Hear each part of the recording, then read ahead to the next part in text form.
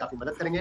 ठीक है, तो आज अपना 8th क्लास है दोस्तों आज जो हम लोग कंडक्ट करने वाले हैं, और इसके अंदर हमेशा की तरह 30 इंपॉर्टेंट दोस्तों क्वेश्चन है, MCQ है, जो कि हम लोग कवर करेंगे। ठीक है गाइस, आने वाले जो भी आपके एग्जाम है सभी के लिए बहुत इंपॉर्टेंट रहेगा। मैं बहुत अच्छा हूँ कुमार, थैंक यू एवरीवन। चलिए तो स्टार्ट करें। और सारे बच्चे ज्वाइन कर लो यार, एक बार सारे बच्चे ज्वाइन कर लो, टाइम पे ज्वाइन कर लिया करो भाई। चलिए चलिए गाइस, तो ये देख लेते हैं आज के अपने कौन कौन से महत्वपूर्ण सवाल है। साथ में आप सभी लोगों को मालूम है ना क्लासेस के बारे में, चलो ठीक है उसके बारे में बाद में बात करेंगे। चलिए देखते हैं पहला सवाल आपका लोगों का क्या है दोस्तों। पहला सवाल, बजट को तैयार करना और संसदीय बजट को संसद में प्रस्तुत करना निम्नलिखित में से किसकी जिम्मेदारी है। कौन है दोस्तों जो कि बजट को क्या करेगा, बनाएगा और संसद में दोस्तों इसको पेश करेगा। पहले सारे बच्चे ज्वाइन कर लो यार, अभी आंसर मत करो एक बार, पहले सारे बच्चे ज्वाइन कर लो, बहुत सारे बच्चे अभी भी ज्वाइन कर रहे हैं यार। ठीक है, ये पोल ले लो आपका। वाह भाई वाह, बहुत सारे बच्चे यहाँ पे गलत आंसर कर रहे हैं।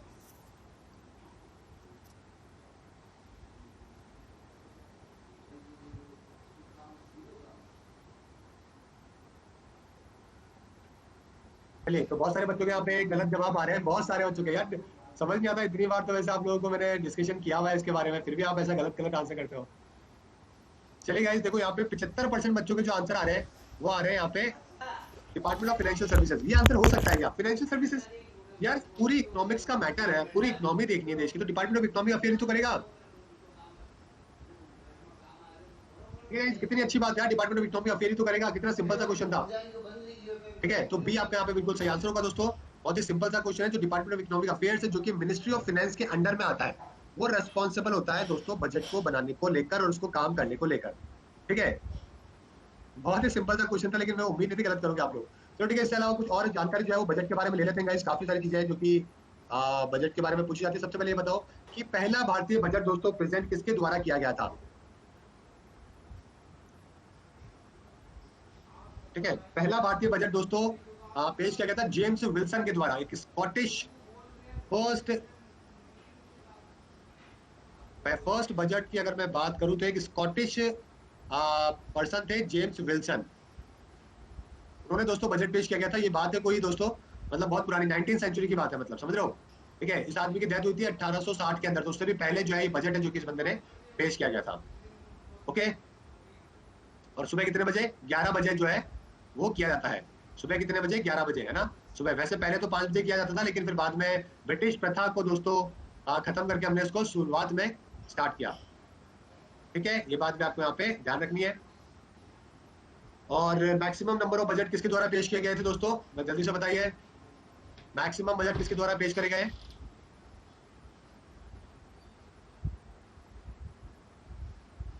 बिल्कुल सही है, मोरारजी देसाई जी के द्वारा। ठीक है, मोरारजी देसाई जी के द्वारा सबसे ज्यादा बजट है जो कि पेश किया गया। और सेकंड वुमेन दोस्तों जिन्होंने बजट पेश किया गया, फर्स्ट वुमेन कौन थी, पहली महिला कौन थी जिन्होंने बजट पेश किया।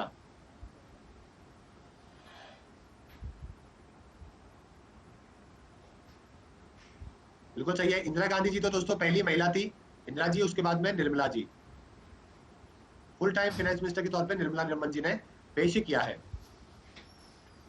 ठीक है, ये कुछ बातें आपको ध्यान रखनी है। और मिनिस्टर ऑफ इकोनॉमिक्स अफेयर्स भी आपको यहाँ पे ध्यान रखना है। ठीक है, कौन सा आर्टिकल के अंदर मेंशन है, इसको वैसे एनुअल फाइनेंशियल स्टेटमेंट बोलते हैं, मालूम है ना ये बात। बजट तो हम लोग बोलते हैं, वैसे इसका जो नाम होता है ना प्रॉपर, वो एनुअल फाइनेंशियल स्टेटमेंट होता है, AFS बोलते हैं इसको एक्चुअली में। बजट तो ये नाम जो है वो हमारे जैसे लोगों के लिए दिया गया है। आर्टिकल 112 बिल्कुल सही जवाब है गाइस, बहुत अच्छी बात है, ये सवाल तो आपको आता है। आर्टिकल 112 के अंदर दोस्तों इसके बारे में मेंशन है जो कि क्या गया है। ठीक है, इंटरनल बजट और फुल बजट में क्या फर्क होता है। इंटरनल अंतरिम बजट क्या होता है, वोट एंड अकाउंट होता है, जिसको फरवरी के महीने में लॉन्च किया जाता है। कितने के लिए, 2 महीने के लिए, समझ रहे हो। जो अंतरिम बजट जो होता है ना, वोट एंड अकाउंट जिसको अपन कहते हैं, वो अंतरिम बजट जो होता है, इंटरनल बजट जो होता है फरवरी में जो पेश होता है, नॉर्मली कितने टाइम के लिए होता है, 2 मंथ के लिए होता है। ठीक है गाइस, और उसके बाद में फिर फुल बजट है जो कि पूरे साल के लिए लॉन्च है, जो कि किया जाता है। ओके, और इसके अलावा तो और कौन कौन से इंपॉर्टेंट फैक्ट्स हो सकते हैं। बस यही सारे फैक्ट्स हैं जो कि आपके पेपर में आते हैं। मतलब इसके अलावा तो पहले भारतीय इंडिपेंडेंट इंडिया के बाद में पहले भारतीय जिन्होंने बजट पेश किया था उनका नाम क्या था? As a finance minister of India, यानी कि 1947 की बात कर रहा हूँ।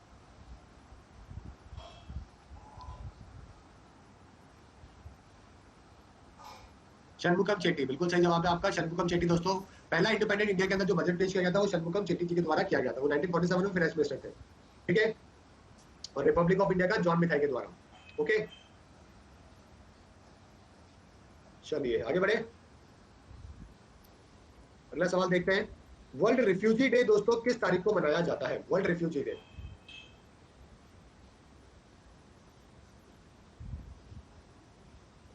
बताइए। वर्ल्ड रिफ्यूजी डे दोस्तों किस दिन है जो कि मनाया जाता है?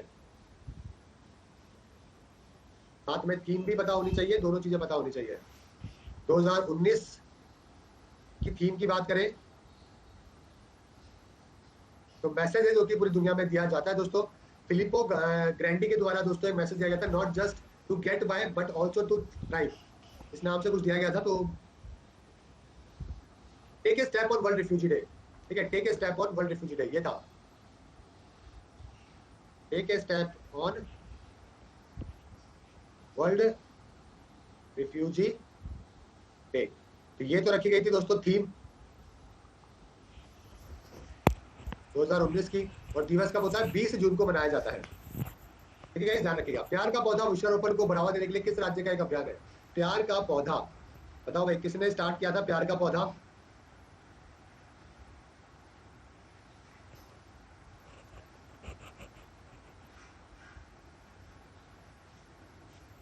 चलिए गाइस, यहाँ पे कुछ सवाल आंसर आ रहे हैं, बिल्कुल सही है, 75% बच्चों का। बिहार के द्वारा दोस्तों प्यार का पौधा जो है वो लॉन्च किया गया था। बिहार का जो डिपार्टमेंट है ना, एनवायरमेंट डिपार्टमेंट, ओके, उनके द्वारा इसको लॉन्च है जो कि किया गया था। ओके, पोल नहीं दिखाई दे रहा है तो भाई एक बार रिफ्रेश करो गाइस, दे जाएगा। अगला सवाल, गंधार आर्ट दोस्तों कौन से डायनेस्टी, कौन से वंश से संबंधित है? बताओ भाई कौन से वंश से जो है, आंसर भाई पोल में करो, यहाँ पे मत करो। देखो कमेंट के अंदर आंसर मत करो गाइस, पोल के अंदर आंसर करो, सो दैट सभी बच्चे जो है उनके बारे में पता लग सके, आप अपनी टेस्टिंग कर सको। ये क्वेश्चन क्यों लेके आया हूँ मैं? आपकी टेस्टिंग के लिए तो लेके आया हूँ। अभी आप लोग टेस्ट ही नहीं करोगे, अपनी एफिशिएंसी को चीटिंग करके आंसर करोगे तो कैसे काम चलेगा बताओ?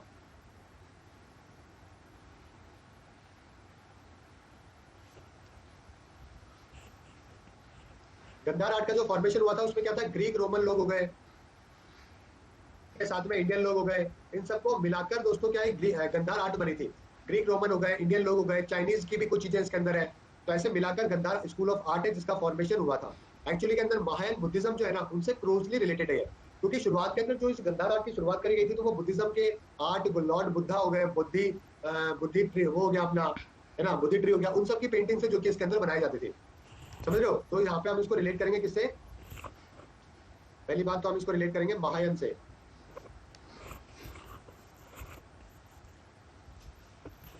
ठीक है गाइस, ये बात आपको यहाँ पे ध्यान रखनी है। उसके बाद में अफगानिस्तान और अपने नॉर्थ इंडिया जो है यहाँ वाले एरिया के अंदर दोस्तों काफी फेमस है, जो कि हुआ करती थी। और अपनी 4वीं शताब्दी के अंदर जो है ना, फर्स्ट टू 4th शताब्दी सेंचुरी के अंदर दोस्तों ये काफी फेमस हुई थी, मतलब एडी के टाइम पे, समझ रहे हो, ये काफी फेमस हुई थी। इसके अंदर ब्लैक स्टोन हो गए, वो सब काम में लिए जा रहे थे। ओके, कई सारे स्तूपास बनाए गए, कई सारी ऐसी चीजें हैं जो कि इसके अंदर बनाई गई, और इसके अंदर जो कॉन्ट्रीब्यूशन वो खुशाहन को जाता है दोस्तों। बिल्कुल सही आंसर क्या है यहाँ पे, 50% बच्चों का बिल्कुल सही आंसर था, ठीक है गाइस। तो ये सब आपको ध्यान रखना है। और यूपीएससी एग्जाम में भी इसके अंदर काफी सवाल है जो कि पेपर में बनते हैं, समझ रहे हो, समझ रहे हो? एक और इसी तरीके का दोस्तों हमको एक और चीज नजर आती है खुशान के टाइम पे, मथुरा स्कूल ऑफ आर्ट, सुना है आपने? इसी तरीके से खुशान वंश का जो है ना, खुशान वंश ने एक और आर्ट बनाई थी जिसका नाम था मथुरा स्कूल ऑफ आर्ट, ठीक है गाइस। अब ये इसके अंदर दोनों की चीजों में जो फर्क आता है ना दोनों के अंदर, वो क्या फर्क आता है, कुछ डिफरेंसेस भी देख लो। ये तो है आपका ये तो आपका गंधार हो गया, यहाँ पे हो गया आपका मथुरा, ठीक है। तो गंधार का आपको क्या मिलता है, थोड़ा सा ग्रीक लोगों की जो है वो इन्फ्लुएंस मिलती है, लेकिन ये पूरी तरीके से क्या है, मथुरा वाला पूरी तरीके से देसी है, किसी भी तरीके से यहाँ पे इसमें हमको इन्फ्लुएंस देखने को नहीं मिलता है। यहाँ पे आपको थोड़ा सा बुद्धिज्म का इन्फ्लुएंस मिलता है ग्रीक गंधार में। यहाँ पे आपको दोस्तों सारे हिंदुइज्म हो गया, ठीक है, जैनिज्म हो गया, ओके, आपका बुद्धिज्म हो गया, सब चीजों के ऊपर दोस्तों यहाँ पे पेंटिंग्स है जो कि बनाई गई। एक ये दोनों के अंदर अंतर है। यहाँ पे एक और अंतर जो है क्या है कि यहाँ पे ग्रे सैंडस्टोन यूज होते थे, ब्लैक होते थे। यहाँ पे ब्लैक कलर के या फिर ग्रे कलर के जो सैंडस्टोन होते हैं ना, वो काम में लेते थे। इसके अंदर एक्चुअली के अंदर क्या होता है कि जो रेड कलर के है ना, वो पत्थर है जो कि काम में लिए जाते थे। ठीक है गाइस, तो ये कुछ चीजें हैं जो कि आपको दोनों के बीच में भी फर्क है जो कि पता होने चाहिए। और ये वाले जो है आपको मथुरा के अंदर ही मिलेंगे, ज्यादातर आपको जो इसके आर्किटेक्ट मिलेंगे वो आपको मथुरा के अंदर ही मिलेंगे। ठीक है गाइस, समझ में आ गया सबको? ये दो चीजें आपको खुशान से ध्यान रखनी है। मझगांव हैदराबाद बंदरगाह किसके निर्माण के लिए प्रसिद्ध है, बताओ भाई। मझगांव के बारे में आपको बताना किस चीज के लिए दोस्तों ये फेमस है, ये ले लो पोल। और जो भी आपके डाउट है ना वो डाउट बॉक्स में डाल देना, वो मैं लास्ट में ले लूंगा। ठीक है गाइस, कहां पर है ये भी बताना है मेरे को। कहां पर है? मुंबई के अंदर है ना। ये क्या होता है कि वॉरशिप्स बनाता है, सबमरीन बनाता है, किसके लिए? इंडियन नेवी के लिए गाइस, है ना। तो 28% बच्चों का यहाँ पे बिल्कुल सही आंसर है, मात्र। हाँ, मुंबई के अंदर है।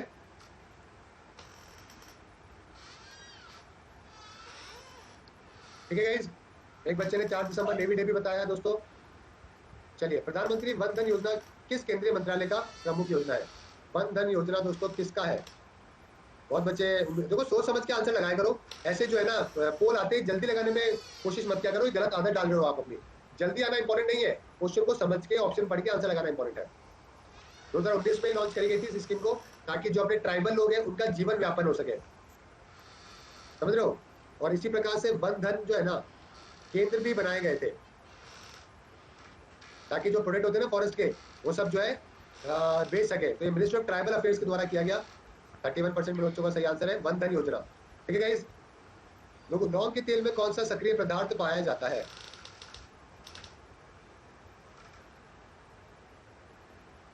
अर्जुन मुंडा जी जो है वो मिनिस्टर है।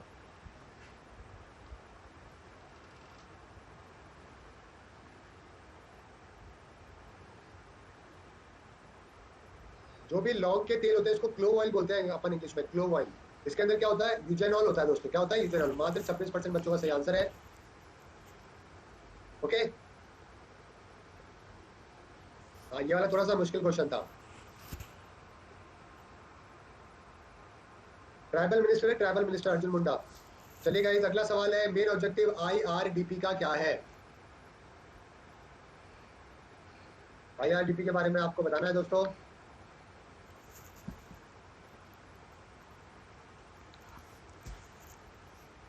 IRDP बताइए किस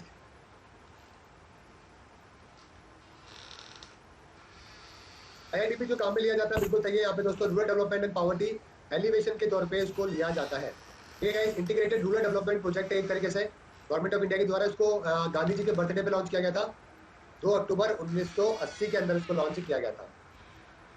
ठीक है, इंटीग्रेटेड रूरल डेवलपमेंट प्रोग्राम बोलते हैं वैसे इसको एक्चुअली के अंदर।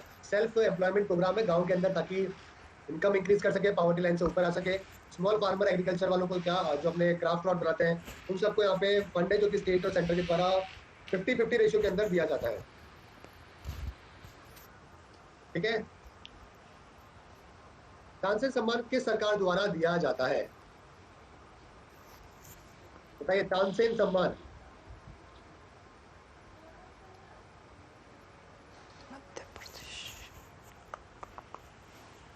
तानसेन सम्मान हो गया।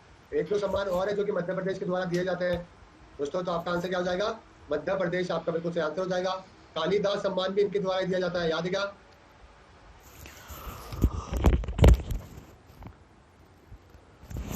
ओके, तो मध्य प्रदेश सरकार के द्वारा इसकी शुरुआत करी गई थी। हर मंथ के दिसंबर के अंदर जो है ना ये अवार्ड है जो कि दिया जाता है ग्वालियर के अंदर। 3-4 दिन का म्यूजिक फेस्टिवल भी होता है, काफी लोग आते हैं यहाँ पे। ओके, और वहां पे दोस्तों इस सम्मान से सम्मानित है जो कि लोगों को किया जाता है। 2019 का मिला था पंडित विद्याधर व्यास को। 2019 को जो अवार्ड मिला था वो मिला था पंडित विद्याधर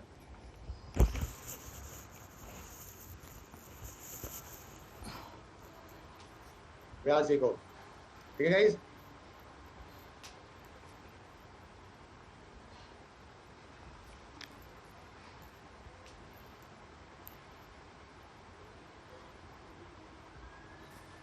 अगला सवाल है राजीव बंसल को किस भारतीय एयरलाइंस के अध्यक्ष और प्रबंध निदेशक के रूप में नियुक्त किया गया है? राजीव बंसल जी को बताइए। राजीव बंसल का इस आंसर क्या हो जाएगा? राजीव बंसल जी को जो बनाया गया है वो अभी दोस्तों किसका, एयर इंडिया का बनाया गया है। ठीक है अश्वनी लाहोनी है वैसे चेयरमैन और एमडी की बात करो तो। राजीव बंसल जी को एयर इंडिया का बनाया गया था क्या? हाँ एयर इंडिया का बनाया गया रिसेंटली। हाँ एयर इंडिया का ही बनाया गया था गाइज। ठीक है राजीव बंसल जी को पहले अश्वनी जी के पास में, अश्वनी जी को एमडी है जो कि यहाँ पे बना रखा था। ठीक है गाइज एयर इंडिया आपको मालूम है दोस्तों, और 1932 के अंदर टाटा एयरलाइंस के नाम से शुरुआत हुई थी। ओके टाटा जी ने क्या किया था, पहला प्लेन जो है वो खुद ने ही उड़ाया था, कराची से बॉम्बे के लेके आए थे वो।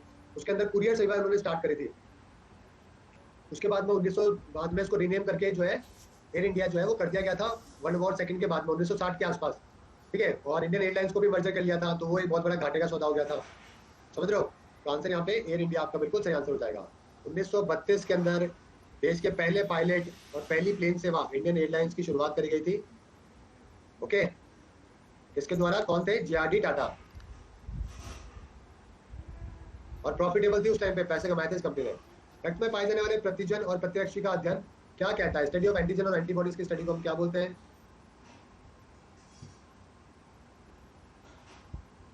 जल्दी से बताइए।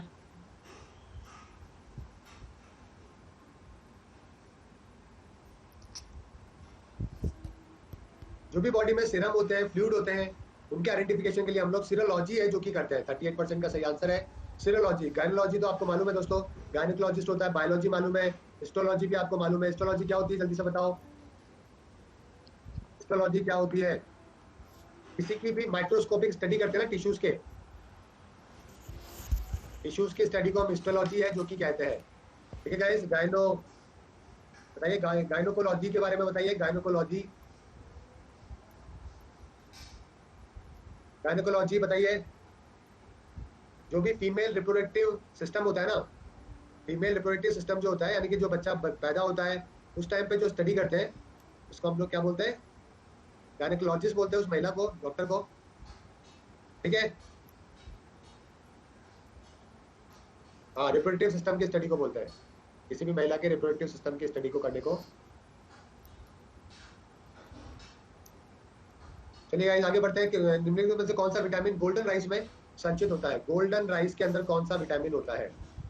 ये ले लो आपका पोल। गोल्डन राइस क्या गोल्डन कलर की होती है क्या? गोल्डन राइस का मतलब क्या है बताइए। गोल्ड राइस क्या होती है दोस्तों? ये बनाई गई थी यूरोपियन साइंटिस्ट के द्वारा। समझ रहे हो? राइस के अंदर क्या होता है कि व्हाइट राइस जो होती है ना उसमें कई सारे न्यूट्रिशन की कमी होती है ना? समझ रहे हो? जैसे कि बीटा कैरोटीन होता है। तो गोल्डन राइस प्रोजेक्ट जो है वो यूरोपियन साइंटिस्ट के द्वारा लॉन्च किया गया और उसके अंदर बहुत सारी चीजों को एड ऑन किया गया था। ओके और ये किसके अंदर, विटामिन ए के अंदर दोस्तों काफी ज्यादा अच्छी होती है। तो ए आपका यहाँ पे दोस्तों बिल्कुल सही आंसर आ जाएगा। ठीक है गाइस गोल्डन राइस। ओके तो ये न्यूट्रिशन कंटेंट को बढ़ावा देने के लिए किया गया था। कलर कैसा होता है? व्हाइट होता है क्या? व्हाइट नहीं होता, इसका थोड़ा सा येलो होता है, यानी कि गोल्डन जैसा ही इसका कलर है जो कि आपको देखने को मिलता है। दिखाऊं क्या गोल्डन राइस? अपने इंडिया में तो बहुत ही कम यूज करी जाती है वैसे। ठीक है लेकिन मैं आपको दिखाता हूँ, फर्क दिखाता हूँ, दोनों राइस के अंदर काफी फर्क है। यूरोपियन कंट्रीज में काफी चलती है मतलब ये।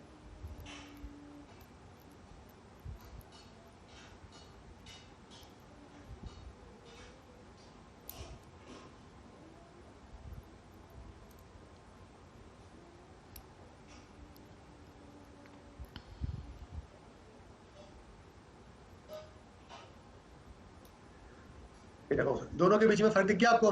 कॉस्टली तो आता ही है यार, अब यूरोप के अंदर तो हर चीज कॉस्टली होती है, यूरोप के अंदर सस्ता क्या होता है?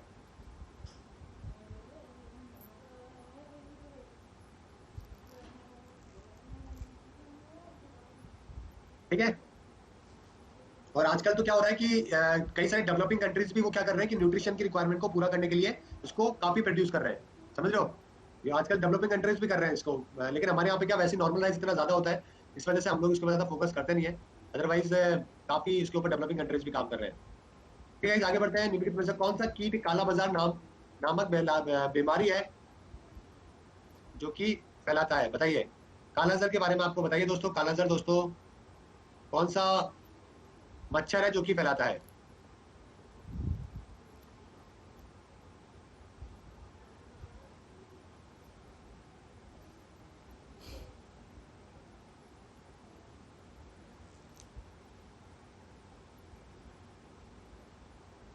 चलिए गाइस, काफी सारे बच्चों का बिल्कुल सही आंसर है यहाँ पे सैंड फ्लाई दोस्तों। अब मात्र 28% है लोगों का सही आंसर आया। वैसे उम्मीद थी कालाजार को लेकर काफी ज्यादा बच्चों का आंसर आएगा, लेकिन दोस्तों ऐसा नहीं हुआ। बहुत सारे मॉस्किटोज होते हैं दोस्तों जो कि ठीक है प्रोड्यूस करते हैं कई सारे डिजीजेज दोस्तों। तो उसी में से दोस्तों आपके कौन सा है, कालाजार भी एक है, और इसके अंदर सैंड फ्लाई होता है दोस्तों जो कि करता है। बाकी बहुत सारे डिजीज जो कि मॉस्किटो के द्वारा ट्रांसफर करे जाते हैं, जैसे कि malaria, dengue virus, chikungunya, yellow fever, इंसेक्टिलिसिस, समझ रहे हो। तो ये बहुत सारे डिजीज जो कि करे जाते हैं गाइस, है ना। ये बात आपको ध्यान रखिएगा। ये क्वेश्चन ये वाला जो है ना सैंड फ्लाई वाला, ये स्पेशली बहुत एग्जाम में सवाल आता है वाला, मतलब सीडीएस से लेकर आपके एसएससी से लेकर कालाजार वाला बहुत जगह पे सवाल है जो कि आया है। ठीक है। और इसमें फेटेलिटी रेट भी काफी जबरदस्त है ना। प्रोटोजोआ जो पैरासाइट होते हैं ना, उनके द्वारा दोस्तों ये होता है। किसके द्वारा? पैरासाइट कौन से? प्रोटोजोआ, इनके द्वारा होता है। और उसको लेके कौन जाता है? सैंड फ्लाई है जो कि इसको लेके जाती है। इसके बारे में बताइए, इसके बारे में क्या बताऊं? पैरासाइट जो होता है ना, वो आपकी बॉडी में जाता है, आपके लीवर को, आपके बोन मैरो, स्प्लीन, इन सबको दोस्तों इन्फेक्ट करता है। बॉडी में लॉस आना, फीवर होना, वॉमिटिंग होना, लीवर का सूज जाना, ये सारी प्रॉब्लम है जो कि इसके अंदर देखने को मिलती है। दुनिया में नियर बाय हर साल दोस्तों, है ना, मलेरिया के बाद में कालाजार ही है जिससे लोगों की मृत्यु होती है। कोई मेरे ख्याल से 20-30 हजार लोगों की मृत्यु है जो कि कालाजार की वजह से होती होगी हर साल के अंदर। ठीक है। और इसके ऊपर काफी काम किया था अपने उपेंद्र नाथ नीति के ब्रह्मचारी। अरे भाई, इंडियन साइंटिस्ट है ना उपेंद्र नाथ ब्रह्मचारी, उन्होंने इसके ऊपर दोस्तों काफी काम किया था। ओके, ठीक है। भारत के उपराष्ट्रपति का चुनाव कौन करता है? जल्दी से बताइए। अरे यार, गलत आंसर टिक करा है भाई मैंने, जल्दी से बताना। मेरे आंसर पे बताना गलत आंसर टिक करा है मैंने, ठीक है ना। मेरे आंसर वाले पे वो मत करना जिसपे मैंने टिक किया है।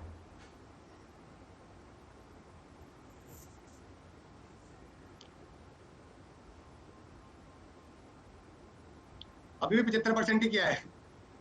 अभी भी 75% बच्चों ने सही आंसर किया है। ठीक है ना। तो भाई जो भी अपने राज्यसभा के और लोकसभा के जो इलेक्टेड लोग होते हैं वो वोट डालते हैं, ध्यान रखिएगा। इसके अंदर इलेक्टेड होना बहुत जरूरी है। जो भी नॉमिनेटेड लोग है ना, वो वोट इसके अंदर नहीं डालते हैं। ठीक है, तो 75% यहाँ पे बिल्कुल सही आंसर आया है। पारा प्रदूषण से डैश रोग होता है। भैया बताओ भाई, कौन सा रोग है जो कि मरकरी से होता है?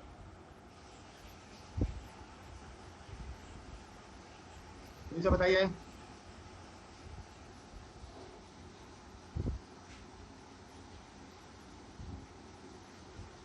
बहुत सारे डिजीज है जो कि आपको मेटल से देखने को मिलते हैं।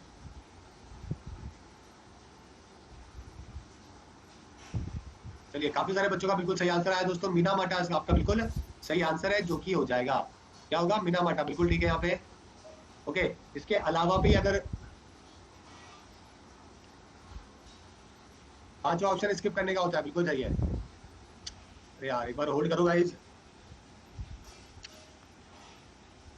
हाँ, इतने ही से कैडमियम से इतने होता है, बिल्कुल ठीक है। एक मिनट। ठीक है, अभी चल गया है वापस से। हाँ, मीना माटा तो हो गया आपका मरकरी। इतने क्या हो गया? कैडमियम। बताओ भाई, प्रोनोसिस के बारे में बताओ। ये क्या होता है? ये प्रोनोसिस क्या होता है कि स्किन का डिसऑर्डर होता है। क्या होता है? स्किन का डिसऑर्डर होता है।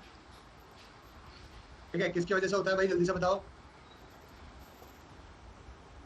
ये तो वैसे आपके फंजाई से होता है। ठीक है, ये आपके फंजाई से होता है, इसमें ऐसा कुछ भी नहीं है।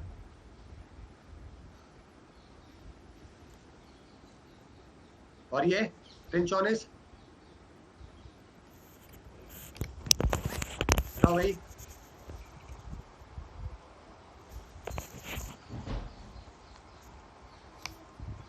ये एक तरीके से डायरिया टाइप होता है, मतलब ये भी पैरासाइट डिजीज है जो कि आपके राउंड वॉर्म से होता है। इससे राउंड वॉर्म से, ठीक है, बिल्कुल सही है। उनसे दोस्तों ये डिजीज है जो कि आपको नॉर्मली देखने को मिलता है। ठीक है गाइस। निम्नलिखित में से किसका उपयोग अनंत उच्च तापमान मापने के लिए किया जाता है? हाई टेम्परेचर मेजर करने के लिए क्या काम में लेते हैं दोस्तों, जल्दी से बताइए। High temperature.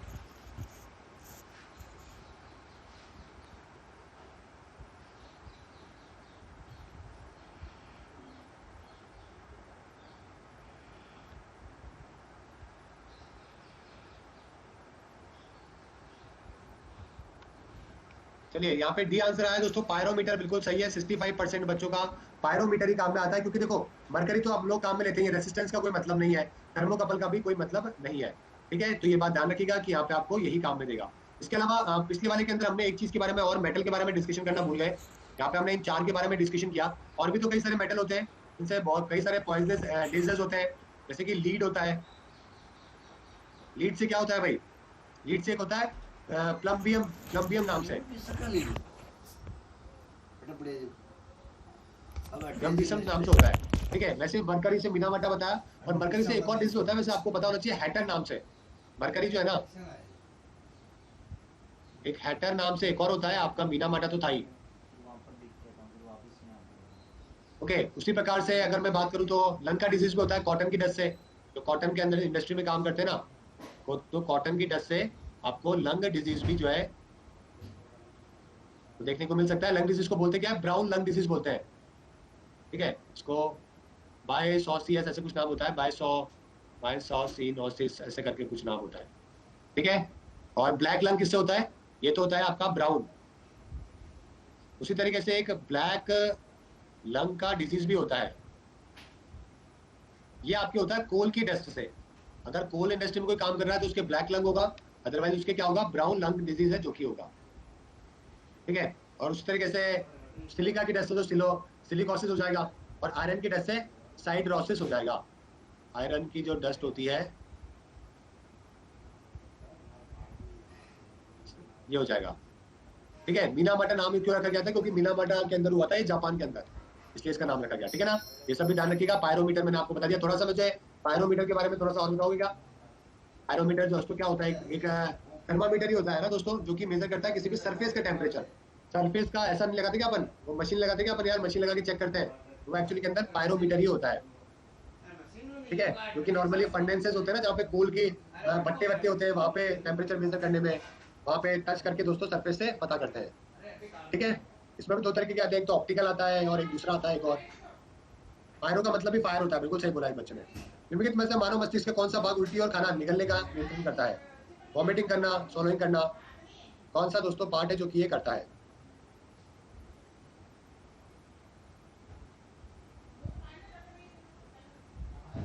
ठीक है, अपने आप पे वॉमिटिंग, कफिंग, छींकना, सोलोइंग, निगलना, ये सारा काम कौन करता है? मेडुला ऑब्लंगेटा करता है। बिल्कुल सही है, ये आपका बिल्कुल सही है 40% बच्चों के द्वारा।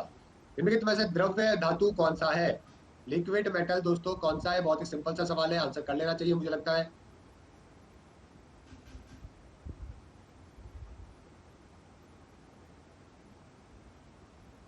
थोड़ी देर पहले हमने डिस्कशन भी किया है। चलो गाइस, बिल्कुल सही जवाब है मरकरी, आपका बिल्कुल सही जवाब है। 99% बच्चों का मरकरी क्या है? लिक्विड है। ठीक है, लिक्विड मेटल है। पेरिस्कोप निम्नलिखित में से किस सिद्धांत पे काम करता है? पेरिस्कोप के बारे में बताना है। किस पेरिस्कोप होता है क्या? एक ऑप्टिकल इंस्ट्रूमेंट होता है जो कि प्रिज्म को, लेंस को, मिरर को यूज करता है और रिफ्लेक्ट करता है इमेजेस को। ये किसके ऊपर काम करता है ये आपको बताना है।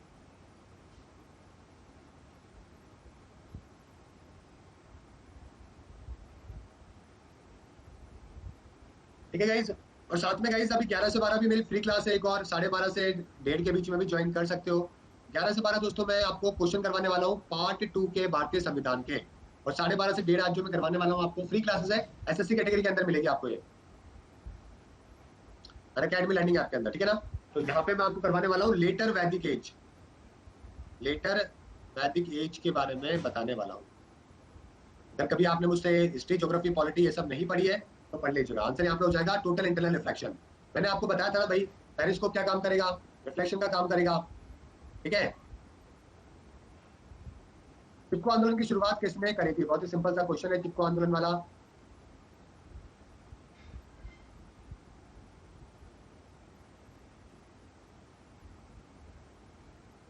जैसे बताइए, चिपको मूवमेंट सुंदरलाल बहुगुणा। बहुत ही सिंपल सा सवाल है, बहुत ही पुराना मूवमेंट है दोस्तों। इस अरे यार सिर्फ 11%, अच्छा सॉरी, श्यामलाल नहीं सुंदरलाल, बिल्कुल सही है, डी आपका सही आंसर होगा यार, मेरा गलत हो गया, मैंने गलत लगा दिया, सॉरी सॉरी सॉरी। तो 1970 में दोस्तों चिपको आंदोलन की शुरुआत करी गई थी। ध्यान रखिएगा ये फॉरेस्ट कंजर्वेशन को लेकर था। पेपर में सवाल आता है कि फॉरेस्ट को लगाने को लेकर था, काटने को लेकर था, फॉरेस्ट को बनाने को लेकर था। ठीक है, हाँ, तो ये ट्री कटिंग को रोकने के लिए दोस्तों किया गया था। ठीक है, फॉरेस्ट कंजर्वेशन को लेकर 1917 में उत्तराखंड के अंदर, और उस टाइम पे उत्तर प्रदेश का पार्ट हुआ करता था दोस्तों। ठीक है, तो पेड़ काटने को लेकर था, तो सभी लोग चिपक गए थे पेड़ों को लेकर, डिफॉरेस्टेशन को लेकर, रोकने को लेकर, कंजर्वेशन को लेकर इसकी शुरुआत करी गई थी। इसके अंदर गौरा देवी भी थे, है ना, सुरक्षा देवी थे, सुदर्शा देवी थे, वेचनी देवी करके, है ना, बहुत सारे लोग थे, उन्होंने इसके ऊपर काम किया था। चिपको आंदोलन के लिए ही एक राइट लाइवलीहुड अवार्ड होता है, वो भी दोस्तों दिया गया था। ठीक है, और ये किससे इंस्पायर था, और ये इंस्पायर किससे था, कौन से मूवमेंट से इंस्पायर था? ये मूवमेंट जो दोस्तों इंस्पायर था, वो एक राजस्थान के अंदर एक मूवमेंट हुआ था दोस्तों 1730 के अंदर, है ना। परसाना नाम का गांव था एक दोस्तों,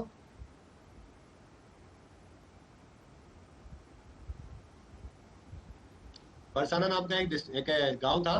वहां पे क्या हुआ था, बिश्नोई समाज के 300 350 लोगों ने खेजड़ी ट्री जो है ना, उनको बचाने के लिए अपनी जान है जो कि दे दी थी, सेक्रीफाइस करती थी। ओके, तो वहां से दोस्तों इसकी शुरुआत होती है।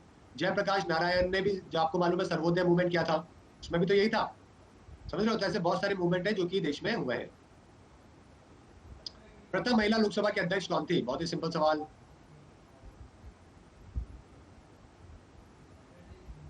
हमेशा मुस्कुराती रहती थी दोस्तों, हमेशा इनके चेहरे पे हंसी रहती थी। 2009 के अंदर पहली भारतीय महिला स्पीकर है जो कि ये बनी थी। आंसर क्या हो जाएगा? बिल्कुल सही है, मीरा आंटी। 82% लोगों का सही आंसर है। मतलब जबरदस्त थी, मतलब हमेशा जो है वो मुस्कुराती रहती थी, हमेशा चेहरे पे स्माइल। मतलब लोकसभा स्पीकर और राज्यसभा के चेयरमैन के ऊपर तो इतना प्रेशर होता है, सब लोग चिल्लाते रहते हैं, बेचारे का सिर दुख जाता होगा। उसको तो बहुत जरूरी है, मतलब हमेशा मुस्कुराना, सारे लोग उसी को बोलेंगे। ठीक है, किस प्रणाली के तहत भारतीय रिजर्व बैंक करेंसी नोट जारी करता है? जल्दी से बताइए। 200 करोड़ हमने, आपको मालूम है, मेंटेन किया हुआ रिजर्व, 115 करोड़ गोल्ड का रिजर्व, 200 करोड़ फॉरेन रिजर्व। तो ये हमने जो बनाया हुआ है ना, वो किस वाले उसके ऊपर बनाया हुआ है, किस सिद्धांत के ऊपर? रिजर्व के अंदर हमने 200 करोड़ की तो फॉरेन करेंसी, 115 करोड़ का गोल्ड है जो कि हमने रखा हुआ है, और ये मिनिमम रिजर्व सिस्टम के ऊपर होता है, हमने मिनिमम रखा हुआ है रिजर्व सिस्टम। ठीक है गाइस, ओके। अगला सवाल है, कंबाला दोस्तों कौन से राज्य का एक ट्रेडिशनल स्पोर्ट है? कंबाला,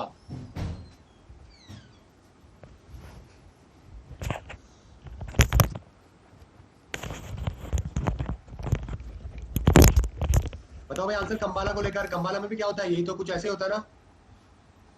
कंबाला शक्तिमान वाला कंबाला नहीं है भाई, ये एनिमल क्या होता है, इसके अंदर बफेलो रेस होती है जो कि कर्नाटका के अंदर होती है। आपको मालूम है ना, इस बार बोला गया था कि एक उसेन बोल्ट से भी तेज आदमी ने, ये आदमी ने जो है वो तेज रनिंग करी है, बफेलो रेस। ठीक है गाइस, उडुपी डिस्ट्रिक्ट के अंदर इसको करवाया जाता है, काफी पुराना है, सारे लोग लेके भागते हैं मतलब, और साथ में भागते हैं उसके बैल के साथ। अब वो पता नहीं बैल की स्पीड तेज थी, तो मेरे ख्याल से भाई साहब उससे तेज भग गए उसके साथ में, तो हो सकता है उसकी वजह से तेज बोल से भी तेज हो गई हो। भारत में पंचायती राज की शुरुआत कौन से वर्ष में हुई थी? आपको मालूम है, पहली बार दोस्तों नागौर के अंदर 2 अक्टूबर 1959 के अंदर दोस्तों अडॉप्ट है जो कि किया गया था। ओके, उसके बाद में आंध्र प्रदेश में निम्नलिखित में वायु प्रदूषण का सूचक कौन है? कौन बताता है कि दोस्तों इतना वायु प्रदूषण है, जो कि हो गया 24 अप्रैल को मनाया जाता है पंचायत दिवस, बिल्कुल सही है।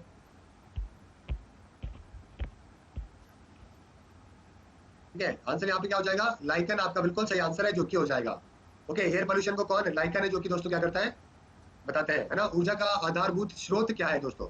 अल्टीमेट सोर्स ऑफ एनर्जी दोस्तों सभी को मालूम है, सूर्य देवता। ठीक है ना, सूर्य नमस्कार, इसीलिए तो करते हैं क्योंकि अल्टीमेट सोर्स ऑफ एनर्जी है। सोनोग्राफी में डैश तरंगों का उपयोग किया जाता है, बताओ भाई। सोनोग्राफी इसलिए होती है, देखो अपना एक तो एक्सरे करवाते हैं, एक्सरे में तो क्या हड्डी हड्डियों के लिए करवाते हैं, ज्यादा अंदर तक जो है वो पता नहीं लगता है, समझ रहे हो। तो जितना आपको डेप्थ में चीजें पता करनी होती है ना, उतनी ही ज्यादा टेक्नोलॉजी लगती है, उतने ज्यादा पैसे लगते हैं, समझ रहे हो। तो मेडिकल अल्ट्रासाउंड आपने सुना होगा, इसको हम लोग सोनोग्राफी भी कहते हैं। अल्ट्रासाउंड बोल लो, सोनोग्राफी बोल लो, इसका मतलब क्या है कि अल्ट्रासोनिक रेडिएशन को हमने यूज किया है सोनोग्राफी के अंदर डायग्नोसिस करने के लिए आता है। अगर हमारे पेट के अंदर कोई भी चीज है क्या, जैसे कि बच्चे के टाइम पे डिलीवरी पे मसल की जॉइंट में, ब्लड वेसल में, कोई भी इंटरनल ऑर्गन के अंदर कोई छोटी सी चीज पता करनी है, तो अल्ट्रासाउंड में क्या आता है, जो इमेजेस आती है वो बहुत अच्छी तरीके से अंदर तक पता लग जाती है, इसीलिए करवाते हैं। ठीक है, मतलब 20,000 हर्ट्ज से भी ज्यादा की फ्रिक्वेंसीज है जो कि साउंड वेव्स इसके अंदर यूज करी जाती है। ठीक है गाइस, निम्नलिखित महादेशों में से किसमें ज्वालामुखी नहीं है? बताओ भाई कहीं पर कौन सा ऐसा है जहाँ पे वॉल्केनिक इरप्शन आपको देखने को नहीं मिलता है?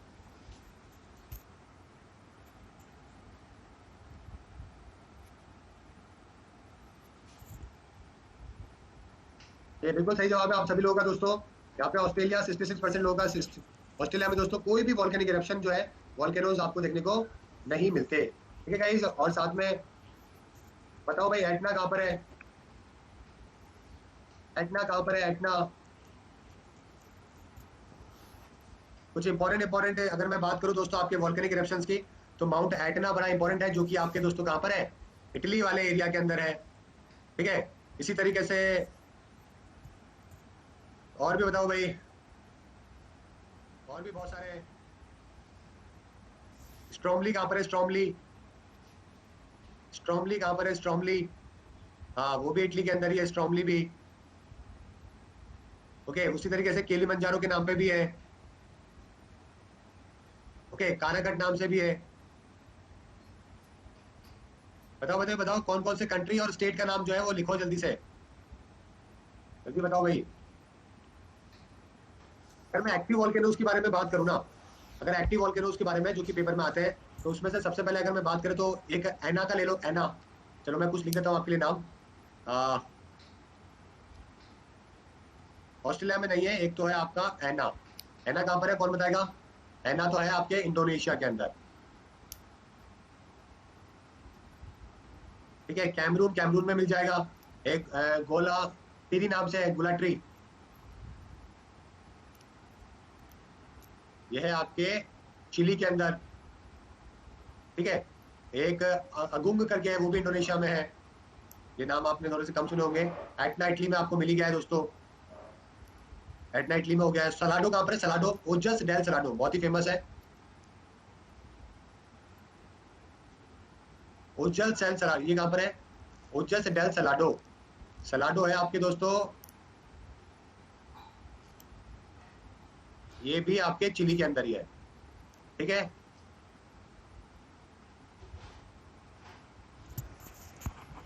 ओके, तो ये कुछ इंपॉर्टेंट से आपके हैं जो कि पेपर में आते हैं। और हेलन, हेलन कहाँ पर है? हेलन, माउंट हेलन, ये भी वॉल्केनो है। हेलन कहाँ पर है? बिल्कुल सही है, हेलन है आपके यूएस के अंदर। ठीक है, बिल्कुल सही है, यूएस के अंदर है। और कोटोपैक्सी, कोटोपैक्सी कहाँ पर है? ये आपके इक्वाडोर के अंदर, एक्चुअली में ये आपके इक्वाडोर में है। ठीक है गाइस, चलिए आगे बढ़ते हैं। नेक्स्ट है, देश में मूल्य वृद्धि अधिक तेजी से वह रातों रात होती है। बताओ भाई क्या कौन सी होती है जो कि रातों रात हो जाती है? कौन सी ऐसा इन्फ्लेशन होता है जो कि रातों रात हो जाता है? ठीक है, आंसर बता दो भाई। रातों रात, जिसमें मान लो आपके 5 रुपए का जो पार्ले जी है वो 100 रुपए का हो जाए 2-3 दिन के अंदर, तो हम उसको क्या बोलेंगे? हाइपर इन्फ्लेशन कहेंगे, हाइपर इन्फ्लेशन। ठीक है गाइस, हाइपर इन्फ्लेशन है जो कि हम उसको कहेंगे।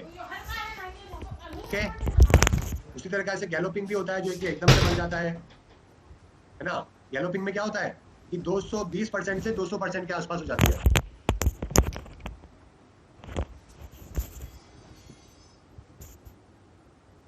अगर 20 से 200 की तरफ हो गई तो ये एक तरीके से हाइपर इन्फ्लेशन ही तो हो गया। गैलोपिंग को क्या बोलते हैं? हाइपर इन्फ्लेशन, मतलब से थोड़ा सा नीचे मान लो, मतलब समझ लो, हाइपर इन्फ्लेशन तो सबसे वर्स्ट कंडीशन है, उसके नीचे आपका फिर थोड़ा गैलोपिंग हो जाएगा जिसमें बढ़ेगी लेकिन इतना ठीक है। ओके, ये सब चीजें होती है। स्टैगफ्लेशन के अंदर आपके इन्फ्लेशन तो रुक गया है लेकिन नौकरियां जो है फिर भी जा रही है, प्राइसेस बढ़ रही है। ठीक है गाइस, तो ये था आज का आपका महत्वपूर्ण सवाल जिसके अंदर हमने बहुत सारे क्वेश्चन कवर करे। एक बच्चा बोल रहा है सर नीति आयोग एक कॉन्स्टिट्यूशनल बॉडी है, तो फिर नीति आयोग के एम्प्लॉय सबको पेमेंट कहाँ से मिलता है? अरे जरूर, सारी की सारी अनकॉन्स्टिट्यूशनल ही तो है। तुम्हारे कॉन्स्टिट्यूशन अनकॉन्स्टिट्यूशन से पेमेंट का कोई लेना देना नहीं है, सरकारी नौकरियां तो करनी जरूरी है ना, काम तो करना पड़ेगा।